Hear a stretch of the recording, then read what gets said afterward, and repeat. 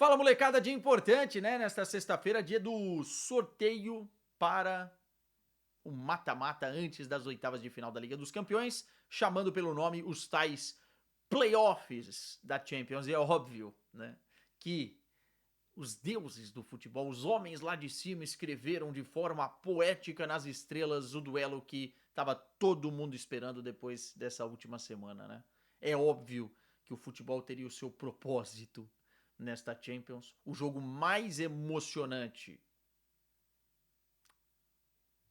desta temporada voltará a acontecer, né? O jogo que classifica o Benfica no G24, o jogo que tira o Real Madrid do G8 e os dois voltam a se enfrentar. Benfica e Real Madrid. Primeiro jogo no Estádio da Luz, né, na semana do dia 16, e lá na semana do dia 23 teremos o segundo jogo no Santiago Bernabéu. Tem tanta coisa que a gente precisa falar sobre esse duelo que vai ser o principal aqui do vídeo, mas óbvio que a gente vai dar uma passada nos outros jogos, especialmente também as equipes alemãs, né, o que vão encarar aí pela frente. Então você chegou, desgraça, deixa o like, deixa o comentário, quero saber qual é o grande jogo desta fase da competição, desses playoffs, e deixa também a sua inscrição aqui, ó, coraçãozinho. Até mudei de cenário para dar uma variada aqui para falar disso, tá? Então, ó, vamos começar com Benfica e Real Madrid. Eu estava torcendo, vou ser sincero, para que isso acontecesse. Porque eu gostaria de ver novamente, depois do que aconteceu nessa semana, esse duelo específico. Porque eu gosto da ideia do técnico José Mourinho voltar ao Santiago Bernabéu. Eu acho que tem alguns enredos, algumas histórias que elas precisam acontecer para deixar esse esporte ainda mais atrativo, né? E vai ser muito interessante ver isso de perto, né? Se eu estiver escalado para esse jogo. Mas é bonito ter esse confronto novamente por toda a história do Mourinho, pela relação que ele tem com o Real Madrid, pela relação com os torcedores e agora, depois da Masterclass que ele resolveu aprontar nessa semana para colocar o Benfica no G24, algo que para muitos, inclusive para mim, era quase impossível. Para muitos era impossível, mas impossíveis não existem no futebol e por isso que também o Benfica olha para esse jogo como uma possibilidade. Mas eu gostaria que isso acontecesse mais do que olhando para a outra possibilidade, que seria a Inter de Milão, porque eu acho que na cabeça de quem cobre o futebol português ou do próprio torcedor benfiquista, a Inter de Milão é uma pedra no sapato, né? O estilo de jogo, enfim.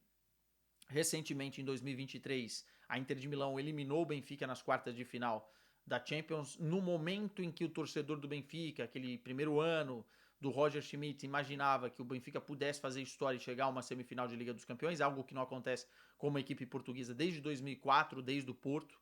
Então, assim, acho que no geral, mesmo sendo o Real Madrid, por tudo que aconteceu essa semana, acho que o torcedor ficou com isso na cabeça, né? Seria legal enfrentar o Real Madrid de novo, até porque quem não tinha nada e agora tem uma possibilidade para se apegar, quem estava fora da Liga dos Campeões e agora tem uma possibilidade para se apegar, não pode escolher adversário, né? E que venha o Real Madrid para enfrentar o Benfica. No contexto geral do que o Benfica vai passar nessas próximas semanas, há também um otimismo olhando a Liga dos Campeões, tá? O Benfica não está mais na Taça de Portugal, a Taça da Liga já acabou e o Benfica acabou perdendo também. O Benfica está a 10 pontos do Porto, ou seja, já não há uma esperança muito grande do torcedor benfiquista de ser campeão português nessa temporada. É muito difícil tirar isso em fevereiro. A Champions é algo para se agarrar e eu acho que o Mourinho vai olhar para ela dessa forma, o clube vai olhar para ela dessa forma e vai conseguir motivar os jogadores pegando esse gancho, né? E quando a gente olha, eu estava até separando aqui no contexto de confrontos que o Benfica terá neste mês de fevereiro, eles são confrontos muito mais acessíveis do que o Real Madrid vai ter, por exemplo, né? Olhando inclusive para a competitividade de La Liga, o Real Madrid, um ponto do Barcelona, precisa focar em La Liga, precisa dividir as suas atenções, né? E aí a gente olha para o Benfica, cara, abre com o tom dela, mas agora já nessa próxima rodada. Antes do primeiro jogo, pega o Alverca em casa, perdão, antes não, tem o Alverca em casa dia 8. Depois terá o Santa Clara. Deve acontecer, esse jogo está definido aqui, mas deve acontecer na sexta, para que o Benfica tenha tempo para descansar, né? Para o jogo da Liga dos Campeões. E depois, em casa, entre jogos contra o Real Madrid, pega o Aves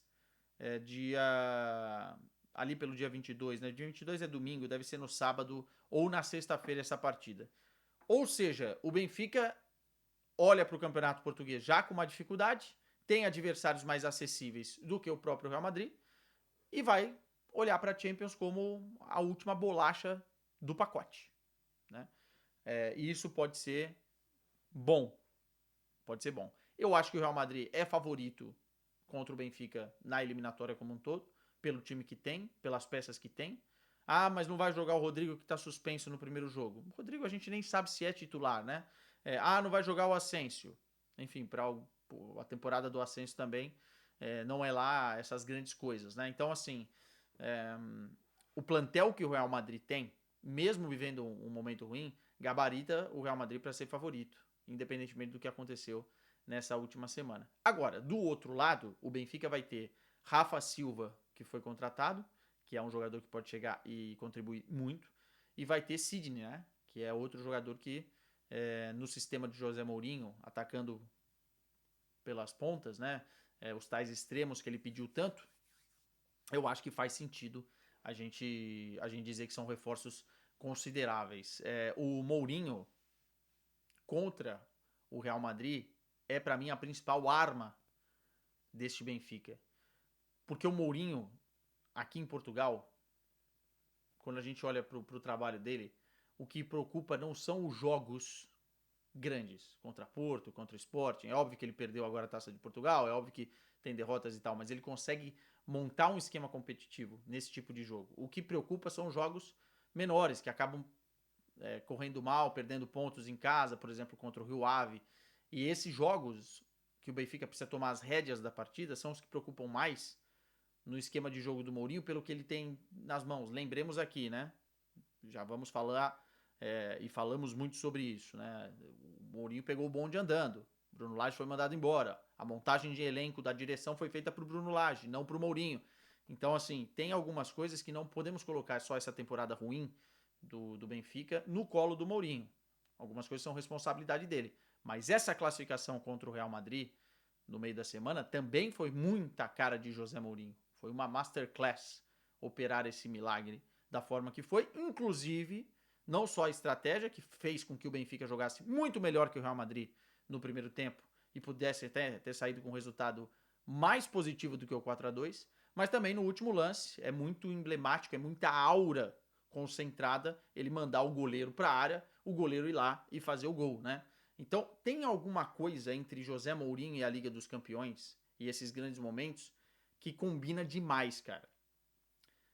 E ele conhece essa competição como poucos. Ou seja, para ele vai ser ainda mais o foco de repente derrubar o Real Madrid em pleno Santiago Bernabéu.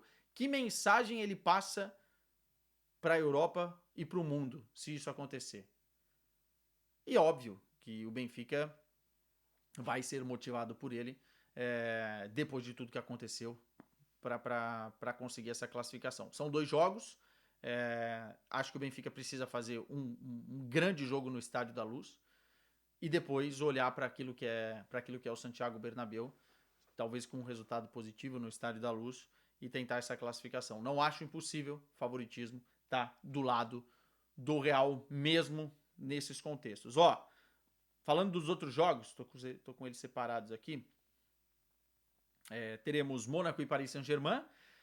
Acho o Paris bem favorito para passar aqui, tá? Apesar de ser clássico francês, e é uma coincidência, né? Porque na temporada passada o Paris também caiu nos playoffs da competição e conseguiu passar com muita tranquilidade. Acho que foi do Brest, né? E agora pega novamente uma equipe francesa. Galatasaray e Juventus é um jogo traiçoeiro para a Juventus, porque o Galatasaray tem uma boa equipe, mas eu acho que... Perdão. Eu acho que a Juventus é favorita, assim, pelo que eu vi do Galatasaray. É uma boa equipe de nomes individuais, mas não é um coletivo tão forte. Benfica e Real Madrid já falamos. Borussia Dortmund e Atalanta. A Atalanta não vive, depois da saída do Gasperini, uma temporada brilhante.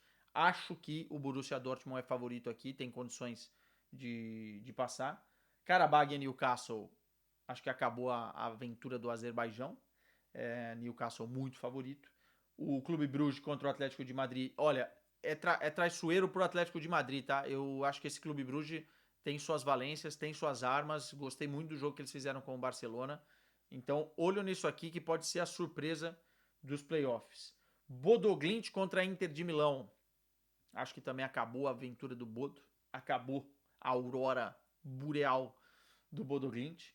E aí nós temos Olympiacos e Leverkusen. Jogo traiçoeiro pro Leverkusen. Acho que o Leverkusen passa, mas eu já fiz jogos, já fiz 2 jogos no estádio do Olympiacos, e jogar lá na Grécia é bem complicadinho, tá? Então, ficar de olho para ver se o Leverkusen não se complica, mas acho que passa. Acho que os alemães vão passar e aí ficaremos na dúvida deste Benfica e Real Madrid. O que vocês acham? O que vocês acham que vai acontecer? Comentários! Vamos que vamos.